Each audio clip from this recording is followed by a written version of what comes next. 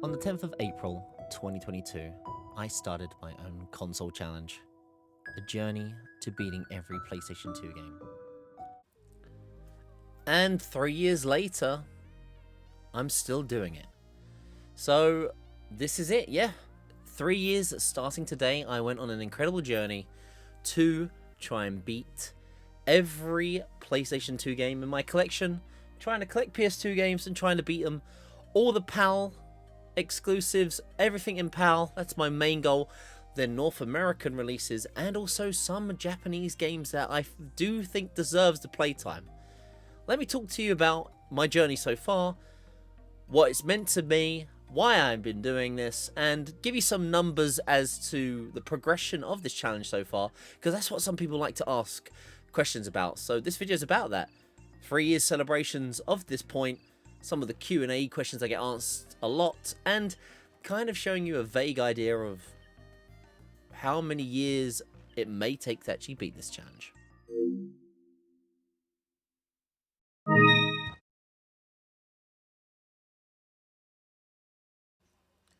So what is a console challenge? I do get that asked sometimes, and it is the general focus of my channel, so it's best to start with that question before we go into more about my anniversary for this challenge, since it's a big part of my content. Console challenging is when someone or a group of people decide to take on a library of a console and all its games. I'm a collector, so not only am I trying to collect a full library of the European releases PAL, but also the North American exclusives, the NSTCU titles, trying to get all them exclusives after I get a full PAL set, and I'm trying to beat all them games. I'm also going for a Japanese set list, or more, I'm choosing what I want to beat from the Japanese region, mostly because the Japanese library is huge in its exclusive list, and a good percentage of that is visual novels. And I have nothing against a visual novel. I think they're great. I love some visual novels out there like 999 and Virtue Last Resort. 13 Sentinels are great examples of a narrative that is mostly a visual novel based thing. The problem with the Japanese exclusive library of visual novel games is they aren't translated. You will need a live translation app. And at the moment, because I'm streaming content, it's very, I say, streamer unfriendly, or your content would really be slowed down because of it. So at the moment, I'm choosing not to pick certain Japanese games like that. But then there's Simple 2000 games that I want to check out. I mean, there's some examples here. Me and My Vacation 2, it's got a fan translation patch, so yes, that will be played. Darkstalkers, the fighting game, don't really need much of a translation patch for that. This was a Japanese exclusive fighting series that only came out on PS2. And then, of course, yes, there are some Simple 2000 games that never got a European or North American release, so I wouldn't mind checking out the libraries of these games as well. But console challenging is been around for quite some time. I'm not the first one to do this. Here is a first video of probably the longest known runner of PS2 at the moment. My good friend Sight plays PS2. He started his challenge 10 years ago, and he has been trying to do exactly what I've been doing, following in his footsteps, trying to collect PS2 games and beat every PS2 game. Sight is still active from his very beginnings 10 years ago, and as you can see here, he is still uploading videos and doing live content as well. He is well and truly into his 400ths now of his challenge. 433 here, playing a very obscure hidden game, Frenzy, that is only on demo discs, another great find that he does. But the main concept of console challenges like him and me is fulfilling an end requirement, usually credits, but sometimes making up your own idea of what a beat is, be it beat every level, beat a full campaign mode, or a career mode, a season mode, a tournament mode, a cup mode. There are definitely some times where you can't really say what a beat requirement is, but we do try and find beat requirements. Another prolific challenge runner is Sharpie right here. I gotta give the guy a shout out. He's probably one of the other famous current long-running challenge runners that is trying to beat the entire Sega library of consoles. He has done an incredible job so far. If there's a Sega console you can think of, he has pretty much beaten that library. Genesis, Master System. At the moment, he's trying to beat the Dreamcast library. As a recording, he is 2 games away from that. He's nearly beaten the Dreamcast, and also at the moment beating Game Gear. And one other prolific challenge runner we have to talk about is the Mexican Runner. Probably one of the first people to log and show online a full console beating the entire NES library. These are some examples of people that have started the console challenge, but there are so many awesome people out there doing exactly what I'm still trying to do now, which is console challenging in general. There are other streamers out there that are still doing the challenge as well. I'll be honest, I need to obviously give another shout out to Thab the Beast and his N64 challenge. It was him that I decided that I wanted to finally do what I have been doing my whole life. Anyway, I've been collecting PS2 games. They've been sitting around gathering dust. I've always said in my backlog, oh, I want to play these one day. I want to play these one day. And as a collector, I was doing that, but the wrong way of doing it, I thought. I was collecting PS2 games, but never playing them. So with watching his content of beating N64 games, I was like, this is a brilliant, brilliant thing. I want to do this myself. I have all these PS2 games anyway, so why don't I do a similar challenge? He really has a great heart as well, Thab. I'm sure loads of people already know about this guy. He really has put console challenging on the map with his content, his charisma, his personality, his drive, and he's a great guy to check out if you don't already do so. And as I've been streaming, more and more people have been doing console challenging. I've discovered people along the way. Maybe they've decided to join in with other people and been influenced by other people. And it's great to see similar-minded people wanting to do what we are doing ourselves, trying to beat a library of consoles. Everyone has their own nostalgic consoles, and I think that may be a reason behind what some people do for their console challenges. But at the end of the day, we have all one drive, and we're all trying to enjoy the libraries that we grew up with, and also try to take on maybe some games that no one had ever dared take on before. But what I've loved about doing this more than anything is that we've kind of all built a small community around this. There's a sense of accomplishment when people beat these games in their challenge. It's nice to pop on by or see someone and go, yo, how did that game go? And they go, oh, I finally beat this game that I've been spending months and months on, or frustrating games and accomplishments. And that sense of community, family, that update, the drive that we get while doing what we're doing, all the more feels so good, while we too crave to beat game after game after game. There are so many challenge runners that are active, doing what they're doing, and I feel deserve your views, your opinions, your drive that they need. It's not only us as a community of challenge runners letting people know they're doing well, they're pushing it. It's also the people, the chatters, the fans, the dedicated followers of these consoles in their libraries. I feel like you need to check out the scene. If you're really into this, letting someone know that they're doing well, it's telling them GG, telling them well done, really is that accomplishment that really helps them and their drive to carry on doing what they're doing. It's a tough thing, console challenging, especially because everyone really is pretty much doing it in their free time. It's more like a hobby, a passion project, an idea that you can show off what you're doing, that I really want to show off all these challenge runners that I've known and met, but it's really hard to do so in a video when I've only got so much time to talk to you about it. Of course, there are other challenge runners that are doing a very clever take of console challenging as well, by maybe removing or applying a set goal to help maybe enjoy a library and not get frustrated about it. Dreamy Magenta Sheep here is one example where she does series runs. She's already beaten games like the entire library of Spyro games and the Souls-likes. And at the moment, she's trying to beat the Crash Bandicoot series.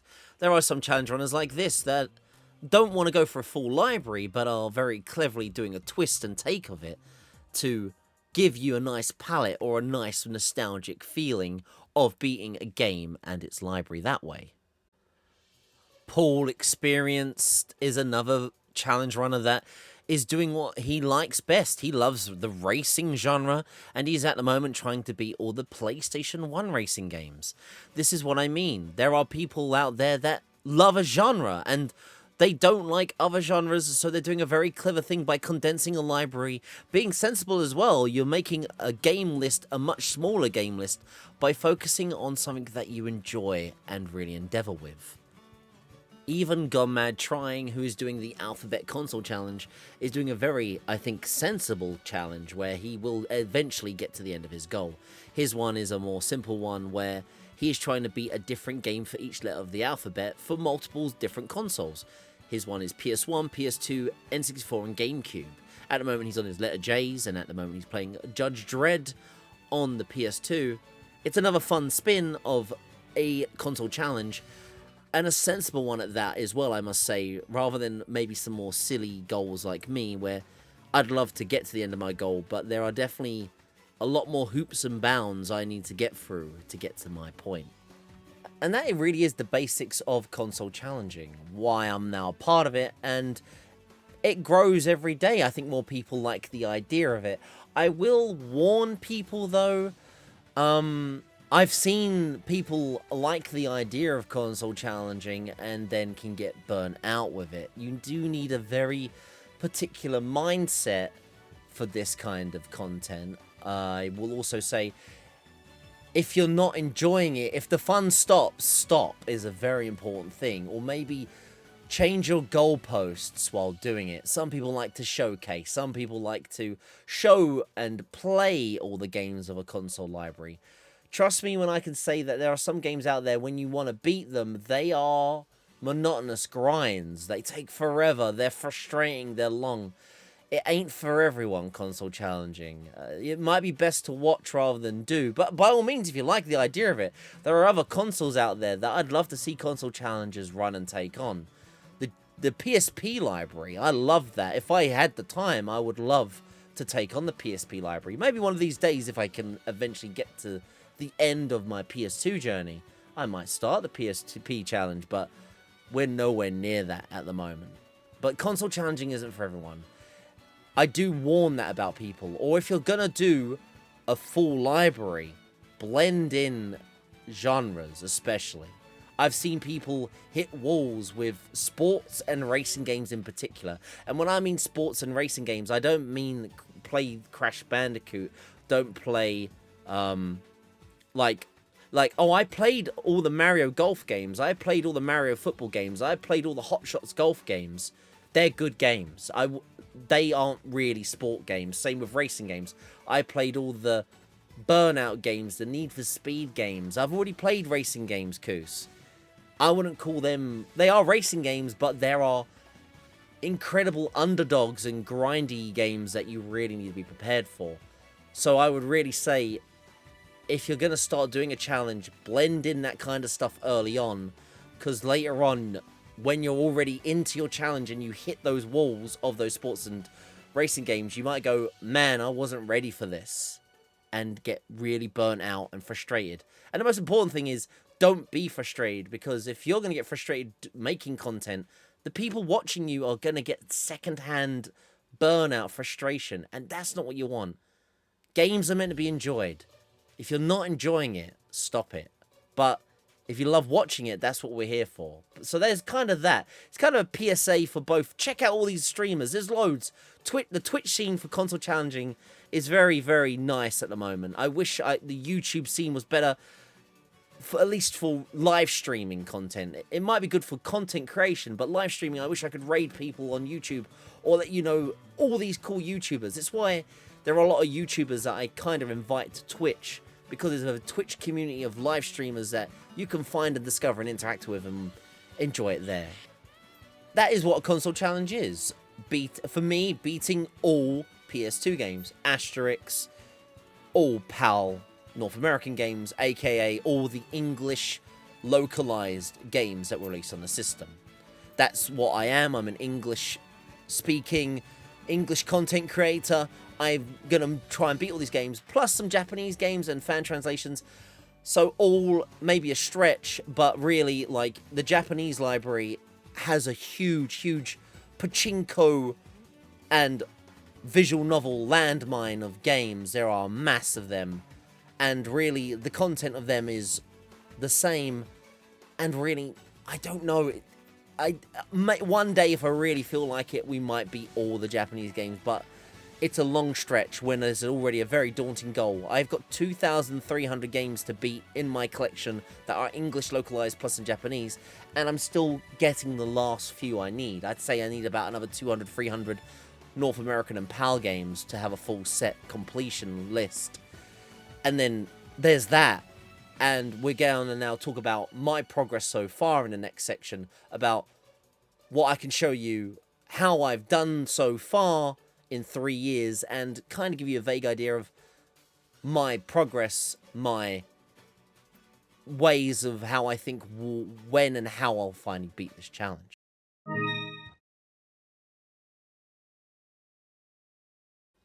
So here we go. I'm going to give you, like, here's some overviews of what I went through my challenge. This is the end of year 1. Year 1, as you can see, my total time was 1,080 hours. Also, as you can see, we beat 77 games. So, okay, first year, 77 games beaten, and I spent 1,080 hours on that. Okay, log that in, that's that one. So what did I do for year 2? Did I achieve more in year 2, or did I do worse in year 2? At the end of year 2, I was about 2,400 games in, still in the middle of Dave Mirror this time, didn't get to the end of a game for this anniversary, but 151 games beaten so far. So at that moment, the pace is 77 games and about another 70 here. A 70 game ratio beat at the moment was a good pace, and about a good 1,100 hours a year as well was what I was going with. So with that in mind, how did I do now for year 3 as well? So now as year 3 comes to an end, here we go with my results on year 3. We are about an extra 1,000 hours. I didn't get to play as much time, but I'll explain the reasons for that a little bit later on. But for this, I beat 215 games. I beat another 65 games this year. And once again, I'll give you a breakdown of why I think that is.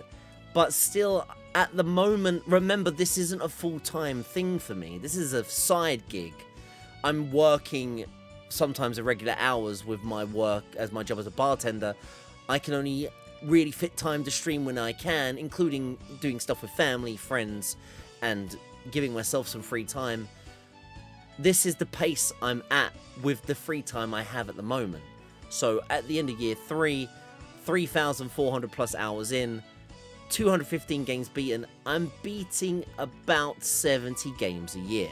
One of the reasons why there wasn't as much hour time played this year, year 3, for the PS2 console challenge was there were some modern games I wanted to play this year. Their Wild came out, so a good month of my playtime and hours I could have spent in the challenge was spent on this. I loved Monster Hunter, and I was definitely going to play it. I love PS2, but I gotta give some credit to some modern games and give them time as well. I also spent about 3 weeks playing Metaphor ReFantasio, another game I was hyped for and wanted to play.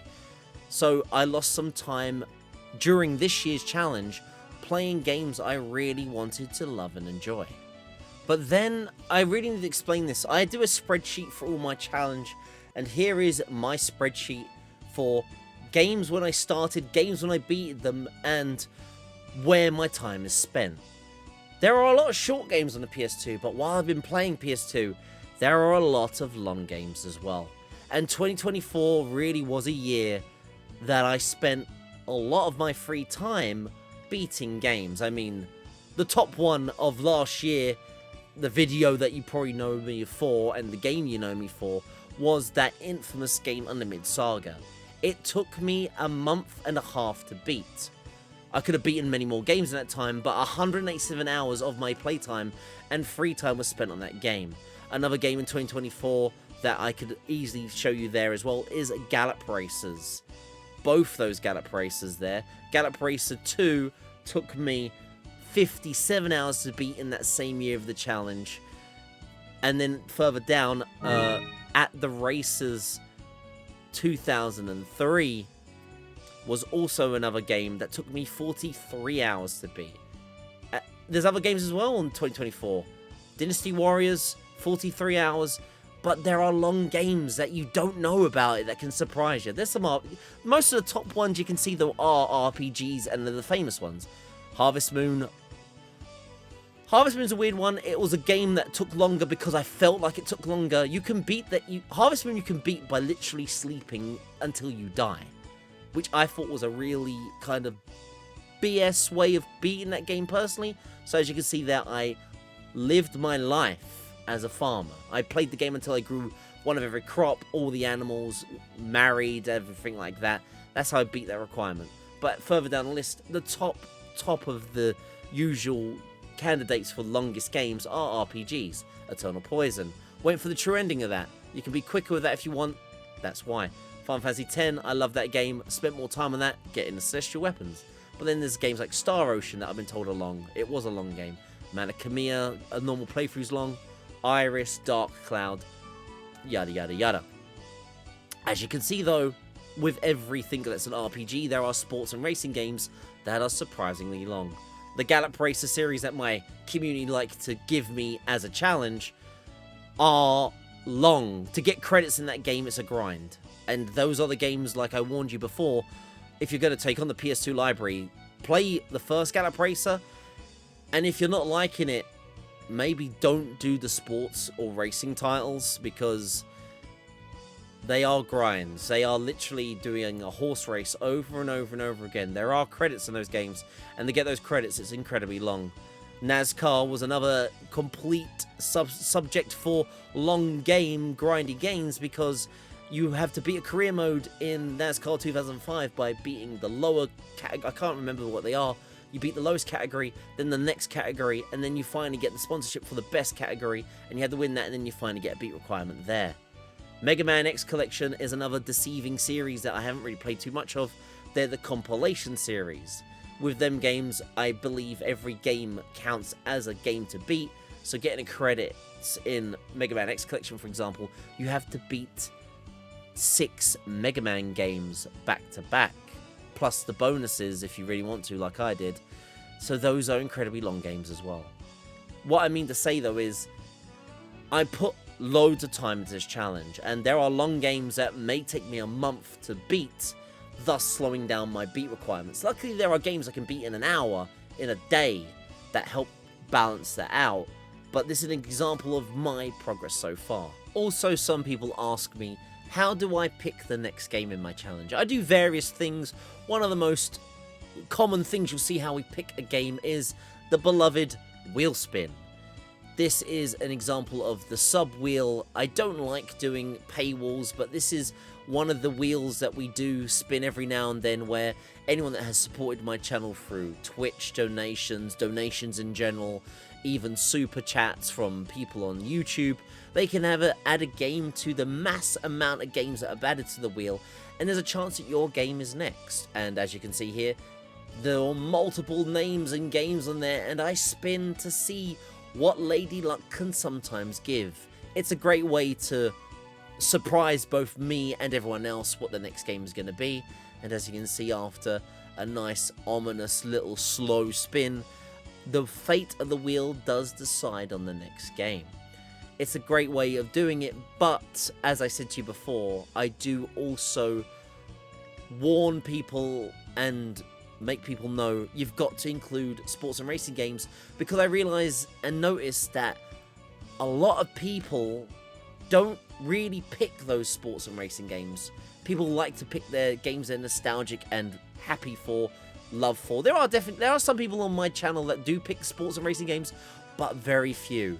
And this is why I have to force people's hands into deciding what the next game is going to be in my challenge. So lately, 1 in every 3 games, I now do a poll system, as you can see here. This is one of the very recent polls as of recording of the video. I'm trying to beat all the launch library of games. We're now 200 plus games in. There are a load of launch PS2 games I still need to beat. These are 3 of the sports titles. As you can see, sports, very important, that I still need to beat. So I'm letting my community at the moment all vote, and this will be the next game I play. I do this for sports games as well, and racing games on regular basis. 1 in every 3 games now usually is a sports, then a racing game, sports, then a racing game, sports, then a racing game. You really need to blend these in, like I said, especially for the PS2 library. I'd say about 30% of the library is sports, another 30% of the racing games, and then the other 40% is everything else in between. The library is huge, so please blend these in, and it's why, shout out to BPN, a challenge runner who I know and love, as well on Twitch, told me and warned me about this very early on, and now I do take on his advice. And appreciate that, because do this. Do start blending them in. We could all just beat all the Ratchet and Clanks, all the... I'd love to beat all the Spyros, all the Crashes, the Slies, the Jack and Daxters. But doing that, I'm going to be left with all these games at the end. And I think I could easily say, yeah, I don't mind playing them. I'll be fine playing them. But if you keep pushing them away, when they eventually come in, these are so grindy and can be so monotonous. Just put one bad game in between all the other good games you're playing, and you'll appreciate it all the more when you play that good game rather than the bad game. Whew, still 3 years. 3 years today of this upload, and many more to go. Maybe, like I said, one day I can put more time into this. Maybe I'll win the lottery. Maybe I'll have a bit of cash flow on me that I can throw in the job that I'm doing and go full hell to level with this. But still, I'm on an alright pace when I lose 30, 40 hours a week for having to work and keep food on the table and keep the lights on. I'm fine with that, because still 70 game beat a year basis is still pretty damn good going, I think. And that is really without, you know, sacrificing everything in life, which would be crazy to do, is an okay pace at the moment for it being a hobby. And I'm happy with that. I really am. This challenge lasting 30 years is fine by me. There's people that do other passion projects. This is my passion project. I love it so much, and I really enjoy every moment I can sit down and put more time into it. And thank you all for watching this video and celebrating and seeing that I'm now 3 years into it. It's incredible, and it's just the start of this incredibly long journey I'm still going on.